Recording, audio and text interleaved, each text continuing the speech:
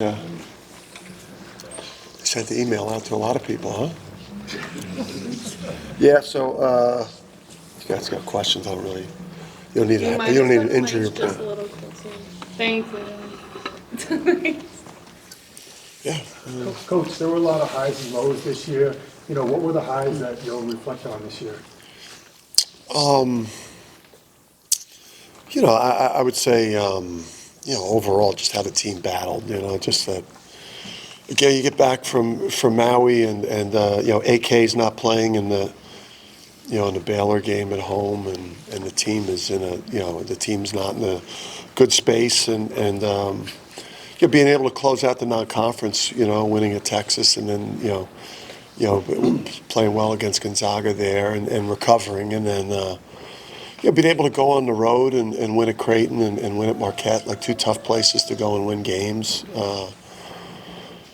Obviously, putting ourselves in position to, if we just made a couple more shots there, I think, in having a chance to still be playing. I'll always be proud of the way the guys fought the whole year, but in particular when we got to the NCAA tournament.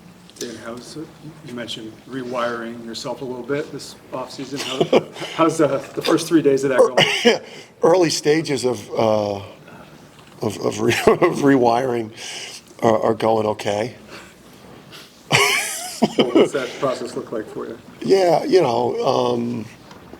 you just evaluate, obviously, everything. Now you're going to have a lot more time, because you're not going to be celebrating and throwing out pitches and doing things of that nature. You do have a lot more time to, to work on your craft and to be locked in on chasing something again. I think it's, these last 3 years have felt like a long season, like one long season, really. The run that we've been on, and you get caught up in it. You get attached to it. There's it's complicated. It's complicated, and this year was, it was challenging. It was challenging in the end. There's as desperately as you wanted to play and keep going with the team and going on a run. It'll be nice to go back to hunting and not being hunted. I mean, was this even though it ended a little earlier than last year, was this season even more exhausting in some ways with all the little brush fires Oh and my all the? God! Kidding me? Had no idea this was coming. Yeah. You have no idea. Everyone I talked to prepared me for it, and and you try to prepare the team for it. When you just the level of, the level of success that we've had, right? It's like we were able to, in modern day college basketball, be able to have tied the best run any program's ever had in recent modern college basketball history. While that was going on, I obviously, my style and everything that I bring to the table, also created a tremendous amount of external, which, probably affected the team at different times this year too. And certainly it had its effect on me. And you go into the off season, I'm not obviously going to change much about the way I coach or the way I approach, what I do as a coach. But there's certainly, ways that I can, learn from this year and get better, but not, change the way I go about things as a coach, because it's been successful. How about managing the roster? You made a comment on 60 Minutes. The portal's open, 50% of your players. Yeah, that set off some another moment. I'll tell you, it's amazing just how different it's gotten from year to year, and how different it feels, this year. So, but you got to be able to adapt. I think for us, being able to adapt to the new reality. when we started our run, it was the players weren't even asking you about NIL. I mean, it was development, it was culture. Those teams that we put together, we didn't buy those teams. Those teams were they went through the fire together. They developed together. It was a true championship team that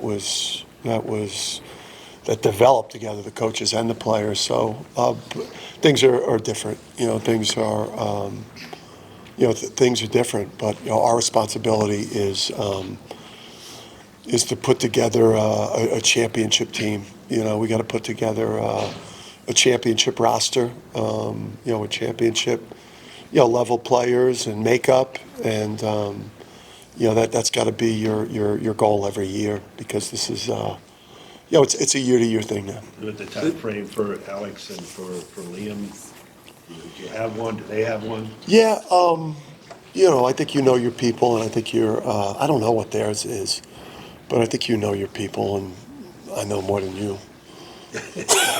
Or I know more than you. I know more than you guys. So I think you have an idea. I think overall, the people that really want to be here, and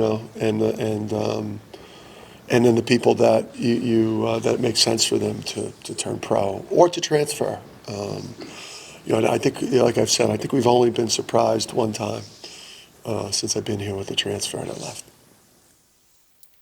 Do you have an idea how many spots you're going to have? I mean, Yeah, with the roster building, it's probably. I trust me. I wish I was still playing, but I can't imagine those coaches are dealing with the portal and potential roster building for next year. While we were in that position. So, but it's not like things are a little more intense right now. So, I think we're just that there's areas that we know, we need to address, and we obviously we love the recruiting class. There's obviously players that you really value, that you value all the players and want them all to return, and but there's that's not reality. But you want to return to people that that you really need to stay, and then supplement supplement the portal. But we've got to put together a championship team this year. I thought we could have gotten on a run. Obviously, that Florida game, which they won the game, and we missed the shots and they made the shots. Those are three great officials on that game. So, although I said something in heat of the moment in an area of the arena that pretty much every game I've ever coached in college has been media free. Past the tunnel, by the locker rooms, in the hallway where the coaches go. That's for the combatants. That's for the competitors. That's not for camera phones. And so just relative to that, those are three great refs, and Florida earned it. And but it was so. Dan, Say that. what kind of urgency do you feel like you need to operate with now as far as the portal and making decisions go? Oof. Obviously, some guys are already committing places. Yeah. Not. I think for us, just the roster construction is it's a critical piece. Getting, we're always going to get the latest start, because we're not. We're not the school that's recruiting players off other people's teams while the season's going on.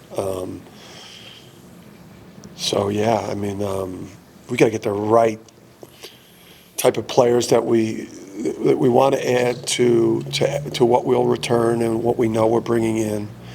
To fortify the areas that where we struggled this year. Obviously we struggled defensively. That was when we guarded at the end of the year in spots, we were a different team, but If you don't do it the whole year, you end up as an 8 seed playing the number 1 seed in the second round. So, we got to get, our type of guys with like with the makeup, the Joey Californias, the Naheem Alines, Cam Spencers, T. New. I mean, we've historically been really, really good with the transfers. So we take the right ones, and we got to make sure we do that. R.J. Cole, Tyrese Martin. As you try to do that in kind of a changing landscape, how differently is your job with roster construction? Is it much more like economics and budget, like like much more of a pro model where you're wondering who you could sign for how much money, who's worth how much money? Yeah. I mean, go see what Tom Moore looks like. It's a different. It is. I mean, it's that exact model with how you structure the roster, and without going into too much, without going into too much detail, it's become the NBA or the G League. If your college team is not functioning like an NBA front office right now, you're just swimming in it this time of year and you're completely lost. Do you have any I know it may be tough to know without knowing who's leaving yet, I guess, but any particular positional things that we're looking for in the portal? I probably don't want to. I mean, some of it's going to get affected by who stays and who goes, and I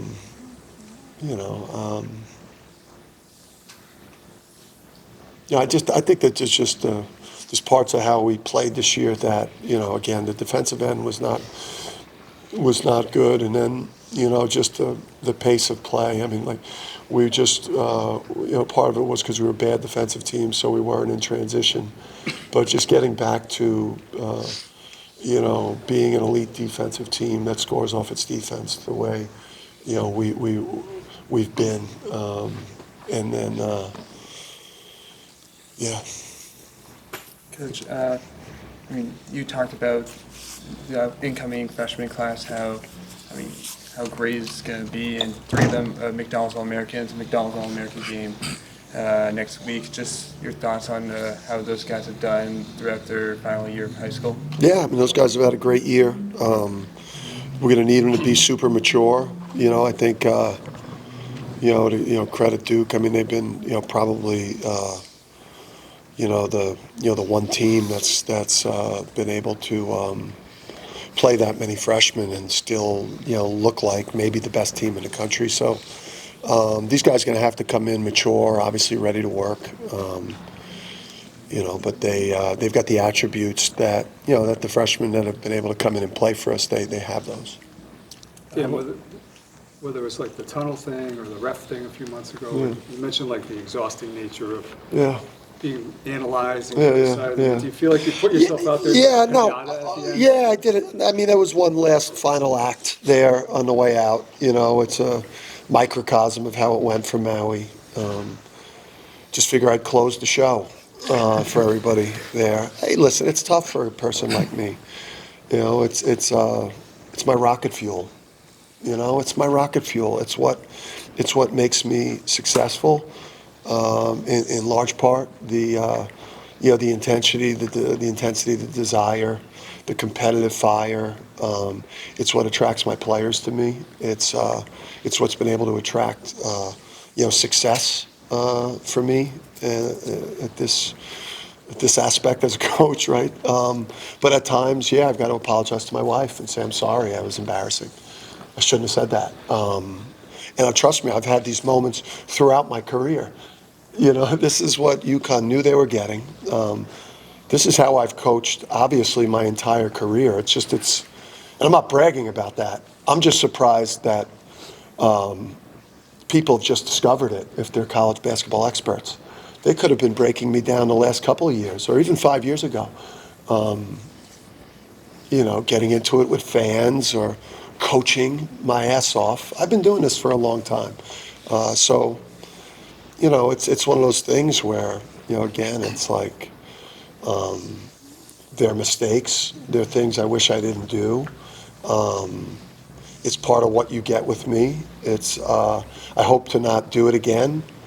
I'm going to look to attempt to take measures, both internally, mentally, and externally. Not a security team, but just being able to get me. I wouldn't change one aspect of how I coach a game or how hard we fight. Would I like to be able to get on and off the court without incident? And then there's also the karma piece. I got what I deserved. I shit talked the fan at Creighton, and then they bounced me out of the Big East tournament semi. So I got my karma, and other coaches get their karma too, when they shit talk other programs, fan bases, and then they find themselves getting it too. And with all the success the last couple of years, all of this seems like it's been celebrated and criticized, right? Yeah. Does that bother you, sadden you, frustrate you at all? Well, I mean, they got to talk about something, and I don't know. It's probably boring to talk about, or they just don't really understand basketball at a level where they could talk intelligently about how we've been as successful as we've been.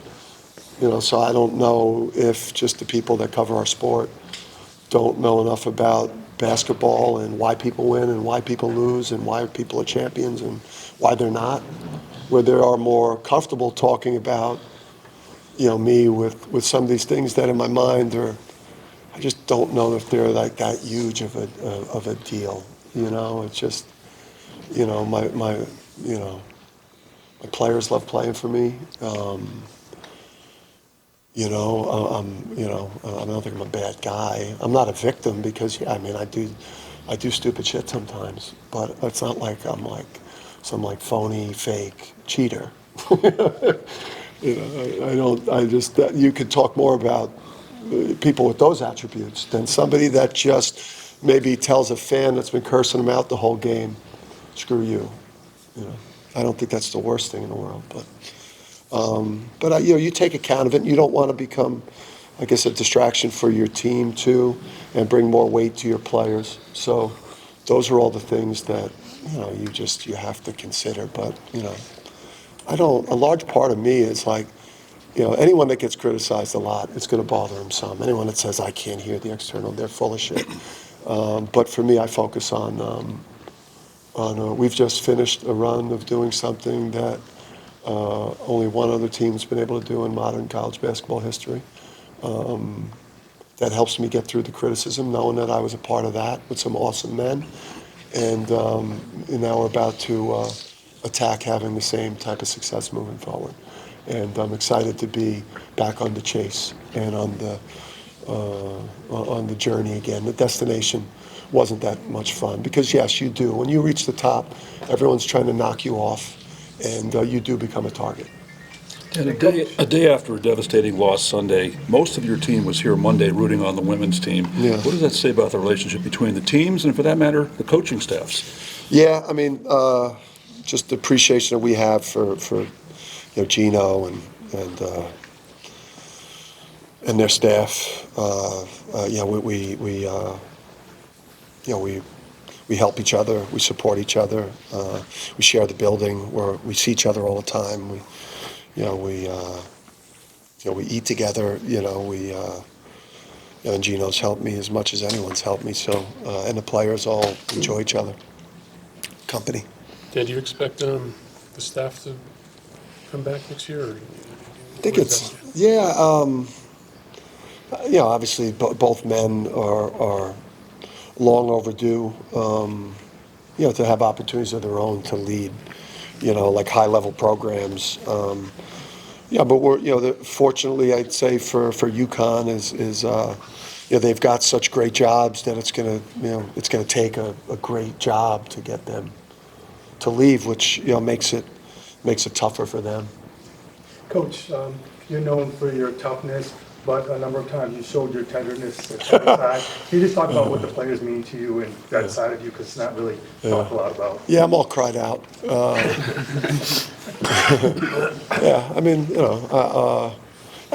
Listen, if I don't go off, if I don't go off the rails at the end there, after that 3-year run ended in excruciating fashion in a game that we almost had to keep this thing going, if I don't have that, that emotional outburst there, probably all people are talking about is the run we've had, is the amazing players.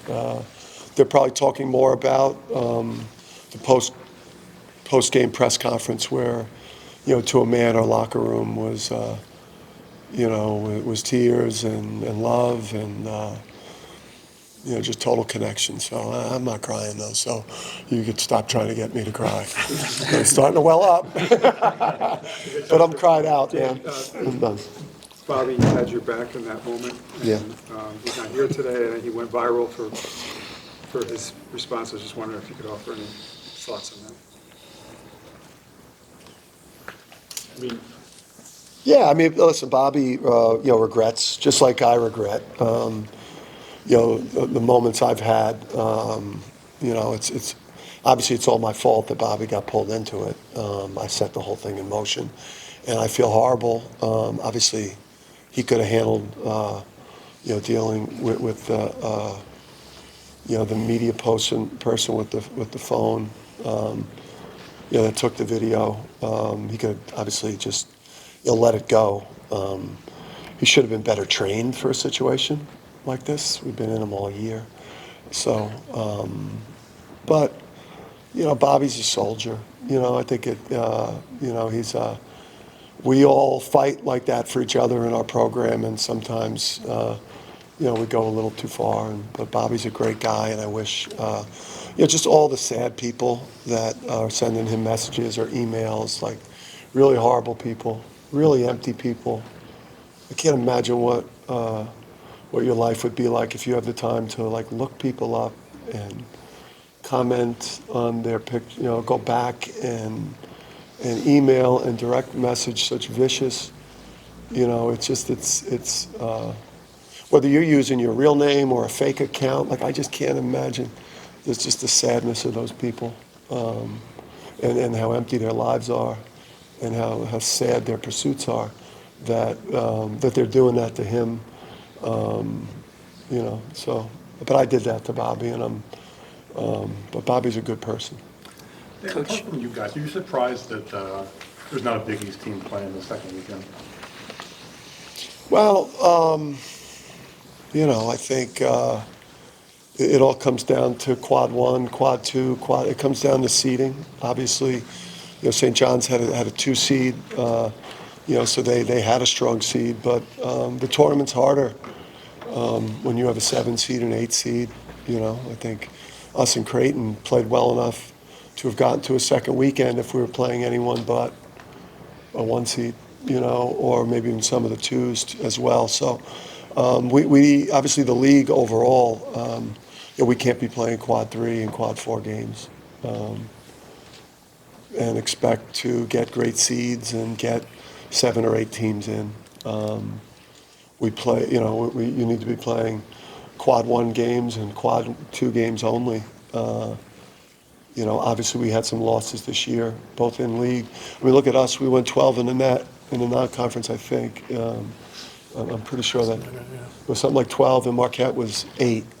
And we went 14-6, and they went 13-7, and our net dropped 20 spots plus, going 14-6 in a really good basketball league. So,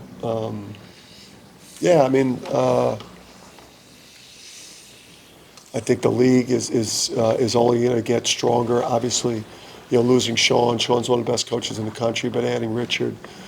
Now I got 2 Patinos. Coach, have you talked to? I got to get my brother in the league. Of course, over the past couple of years, Alex has been a major part of everything you've done. Be careful what you ask for. He's been a major part of everything you've done with winning the back-to-back championships, and of course, even this year's team, he obviously played an integral role. I was wondering, have you had any conversations with him since the Florida game regarding, the season, the run, or even his future? Yeah, I would say initial conversation I have with all the players are, just going through the season, just kind of talking through the whole experience, and then, I think just some of these guys all go, fit into different buckets. I think some of these guys and have an easy decision, based on NBA or should I leave. Some of them have no-brainers to stay, and some of them, have harder choices to make. And Alex. Alex has accomplished, everything you can in college and more with what he's been able to do. I mean, no one wins one national championship. He won 2 in a row, and then he came back with honor, to try to get a third, and he fought and led and was awesome. It's a life choice for him at this point. NIL has made it for these kids where they. Unless you're going to be a lottery pick or, you got to do the first round thing and it's a great spot for you. Now, it's a tougher decision for these kids, that are end the first round into the second round on what do I do? I think it's more complex, that way. But, Alex is a smart kid. We're leaving him alone. I mean, we've had one conversation. I think the best thing you could do when you have to make big decisions is you talk to very few smart people. Like, I don't take advice on how I should coach moving forward as a coach from people that have never coached. So Alex has just got to be smart. That he gets advice from smart people. And is this follow up? Is this like a perspective that you got from the summer when obviously you got offered the Lakers job, that you held that same mindset you said over the summer? I just don't want to bring that up. I don't want any more messages from them. In particular, they've been brutal this year. Thank you.